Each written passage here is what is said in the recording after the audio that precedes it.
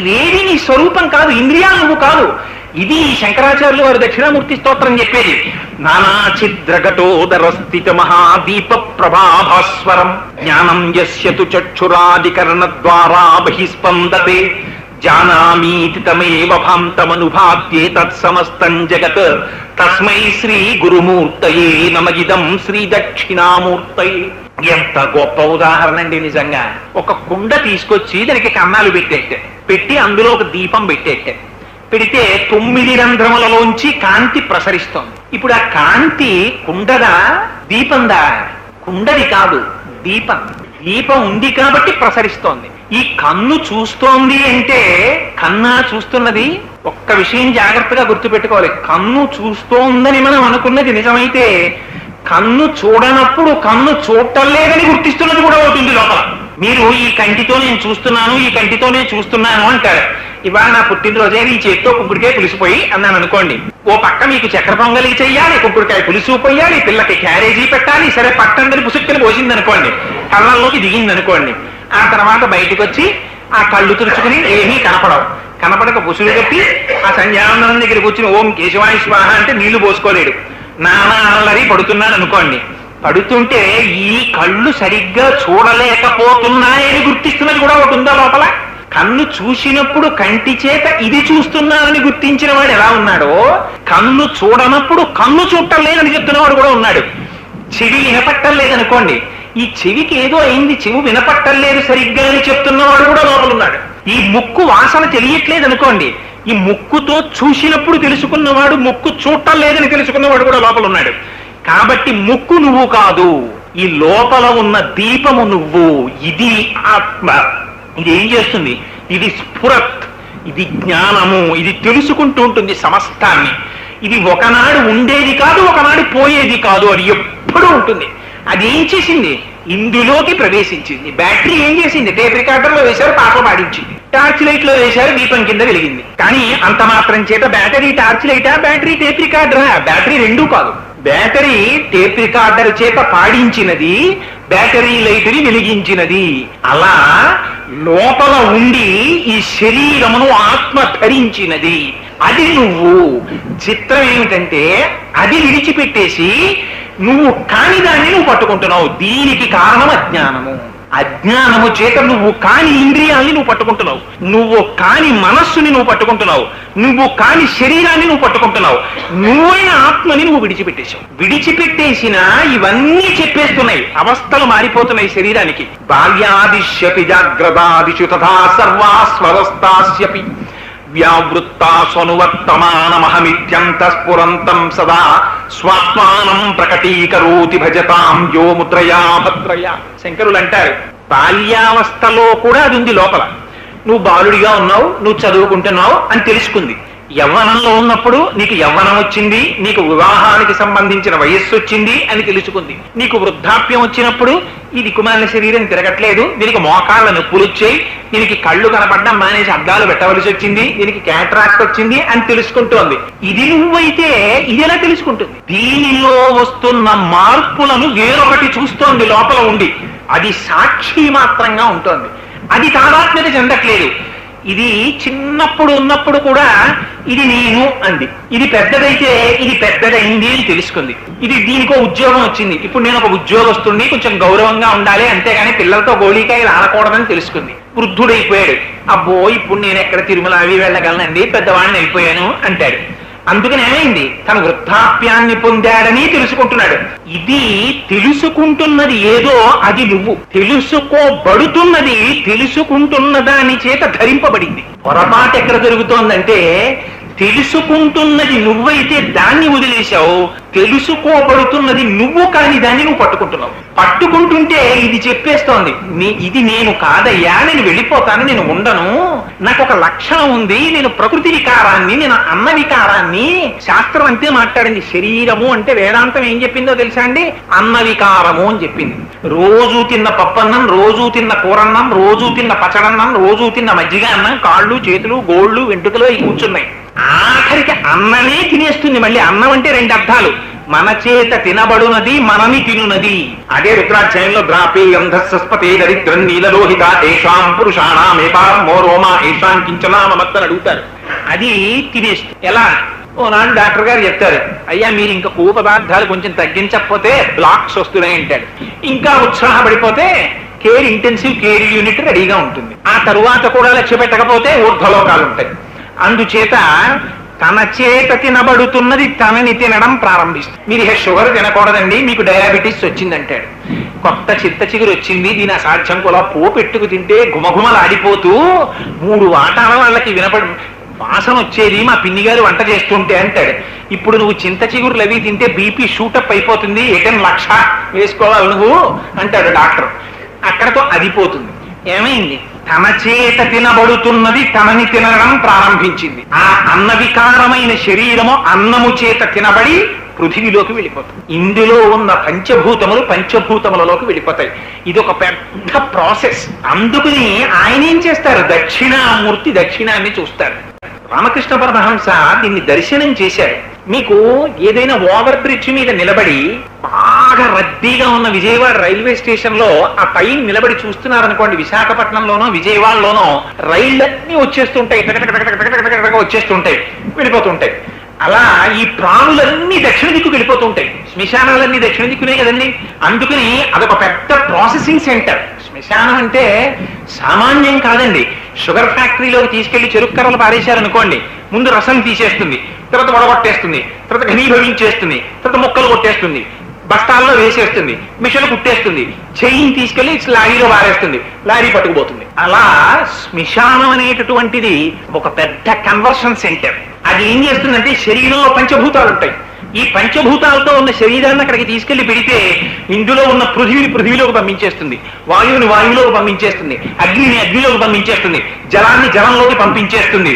ఇలా ఏ భూతాన్ని ఆ భూతంలోకి ట్రాన్స్మిట్ చేసేస్తుంది. పిండాండంలో ఉన్న పంచభూతాలు బ్రహ్మాండంలో ఉన్న పంచభూతాల్లోకి వెళ్ళిపోతుంటాయి.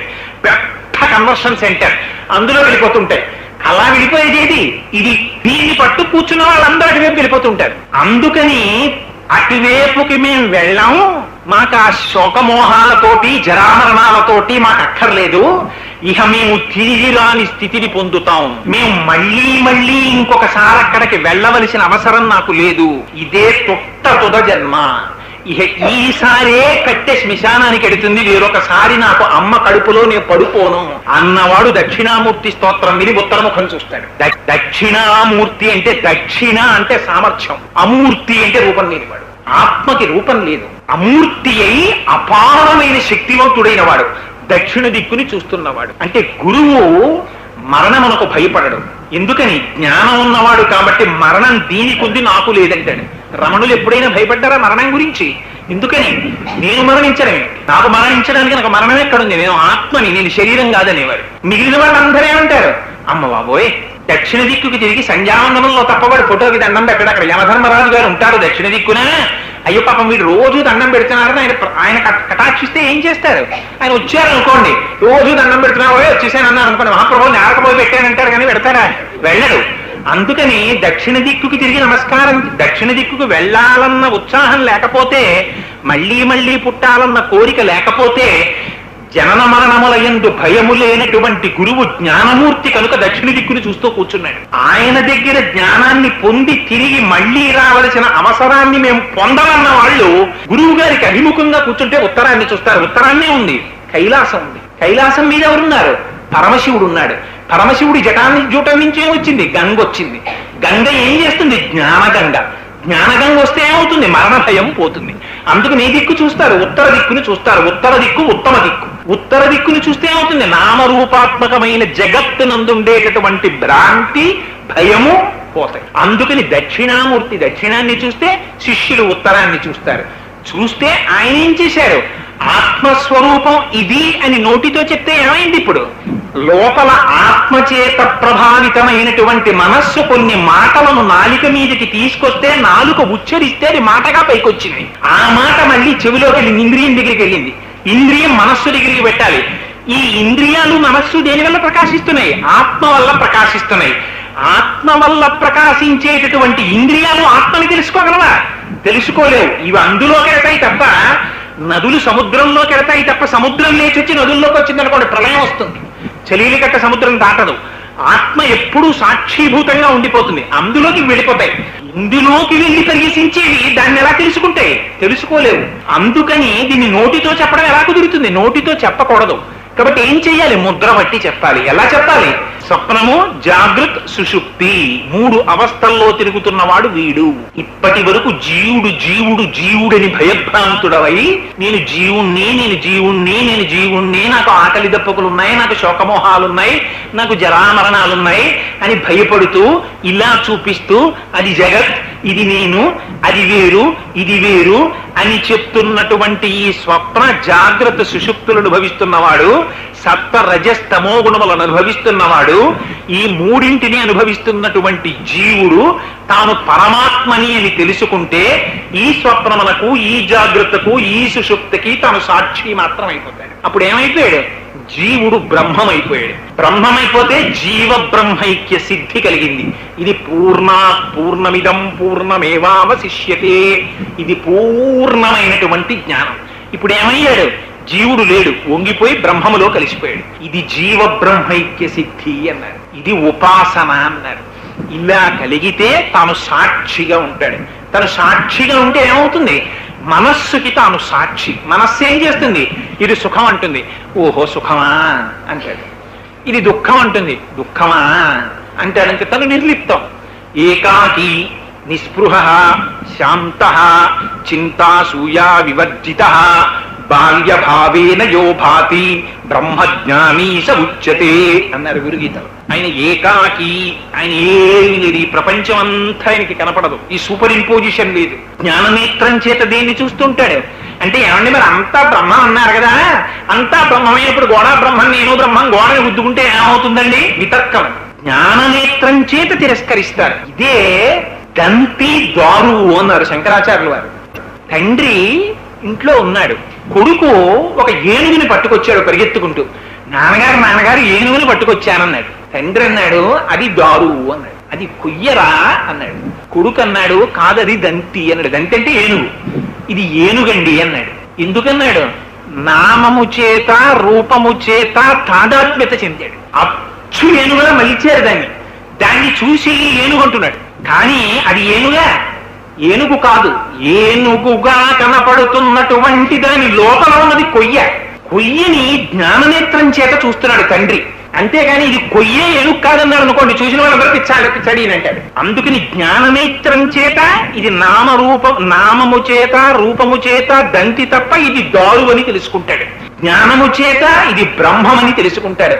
బ్రహ్మము ఉంది కాబట్టి జగత్తు కనపడుతోంది, బ్రహ్మము లేకపోతే జగత్తు కనపడదు. ఇదో విచిత్రం. మీకు బంగారం ఉందనుకోండి, మీ ఇష్టం, గాజులు చేయించుకోండి, చెవులకు చేయించుకోండి, లేకపోతే ఏదో గొలుసులు చేయించుకోండి, ఎన్నైనా చేయించుకోండి. కంసాలి వాడు చూసేటటువంటిది మాత్రం ఈ నామరూపాలతో ఆయనకి సంబంధం ఉండదు. అమ్మా అంటే ఇంత పెద్ద గొలుసు చేయండి, ఇంత లావునన్నారు అనుకోండి, అలాగే చేసేస్తాను అన్నాడు కంసాలి. ఆయన ఏమంటాడు? తప్పకుండానమ్మా 6 తులాలు ఎట్టుకుంటే బ్రహ్మాండంగా ఉంటుందంటాడు. ఈ talks in terms of weight of gold. బంగారము యొక్క వెయిట్ తో ఆయన మాట్లాడతాడు. మీరు దేంతో మాట్లాడతారు? నామరూపములతో మీరు మాట్లాడతారు. నాకు గాజులు కావాలండి, నాకు గొలుసు కావాలని ఆయనకి ఏదైనా అవుతాయని బంగారాన్ని చేస్తారంతే. మీరు ఎంత తాదాత్మ్యత చెందితే ఆయన అంత ఎక్కువ క్యాష్ సంపాదించుకోవచ్చు. దానికి చిలుకులు మెలుగులు మెరుపులు తడుకులు ఎన్ని పెట్టమంటే అంత ఎక్కువ డబ్బు మజూరి. లోపల ఉన్నది ఏం చూస్తుంటాడు? బంగారము చూస్తుంటాడు. కంసాలి దగ్గరికి తీసుకెళ్లి మీరు గొలుసు ఇచ్చారనుకోండి, గొలుసు చాలా బాగుందమ్మా, ఇది పొడుగు ఎక్కువ, దీనికి డబ్బిస్తానండవు. దాన్ని తీసుకెళ్లి ఖాతాలో పెట్టి గాజు తలుపులు వేసేసి ఇలా నొక్కి దాని వెయిట్కి క్యాలిక్యులేట్ చేస్తాడు. అంటే నగని చూస్తున్నాడా, నగ లోపల బంగారమును చూస్తున్నాడా? నగని చూడటం లేదు, నగ లోపల బంగారం చూస్తున్నాడు. మీరేం చూస్తున్నారు? గొలుసు చూస్తున్నారు, దాన్ని చెరిపించి గాజు చేసుకుంటున్నారు. మీరు నామరూపాలని చూస్తున్నారు, కంసాలి లోపల ఉన్న బంగారాన్ని చూస్తున్నాడు. ఆ బంగారం ఉంటే మీకు గాజు వస్తుంది, గొలుసు వస్తుంది. గాజు గొలుసు లేవనుకోండి, బంగారం ఉంటుంది. చిరిపించి ముద్ద చేసి ఇంట్లో పెట్టుకున్న బంగారమే. అది గొలుసు కాదు కదండి, వీళ్ళు పారేస్తా అంటారా? అమ్మో అది బంగారం అండి, ఇంట్లో పెట్టుకుంటారు ముద్ద, అది గాజు కాదు, అయినా సరే లోపల దాచుకుంటారు. ఎందుకంటే అది బంగారం. ఇప్పుడు బంగారం లేదు, గొలుసు తీసుకురండి, తీసుకురాలేరు. బంగారం ఇవ్వకుండా గాజు తేలేరు. నామము రూపము గొలుసు గాజు లేకపోయినా బంగారం ఉంది. బంగారం లేకుండా గొలుసు గాజు వస్తాయా? బ్రహ్మము లేకపోతే జగత్తుని మీరు చూపించగలరా? చూపించలేరు. జగత్తుగా లేకపోయినా బ్రహ్మముగా జ్ఞాని గుర్తిస్తుంటాడు. ఇది శంకరుల సిద్ధాంతం. అందుకు ఉన్నదేమిటి? ఏకం సత్ ఏకమేవా అద్వితీయం బ్రహ్మ. ఉన్నది బ్రహ్మమొక్కటే. ఈ జ్ఞానము దక్షిణామూర్తి స్తోత్రం వల్ల కలిగితే ఈ జ్ఞానము చేత విశ్వాత్మత్వమితి స్ఫుటీకృతమిదం యస్మాదముష్మిన్స్తవే తేనాశ్వత్ శ్రవణాత్ తదర్థమననాధ్యానాచ్చ సంకీర్తనాత్ సర్వాత్మత్వమితి స్ఫుటీకృతమిదం యస్మాదముష్మిన్స్తవే తేనాశ్వశ్రవణాత్ తదర్థమననాధ్యానాచ్చ సంకీర్తనాత్ సర్వాత్మత్వ మహావిభూతి సహితం సాదీశ్వరత్వం స్వతః. ఎంత గొప్ప మాట చెప్పారో చూడండి శంకరాచార్యులు వారు.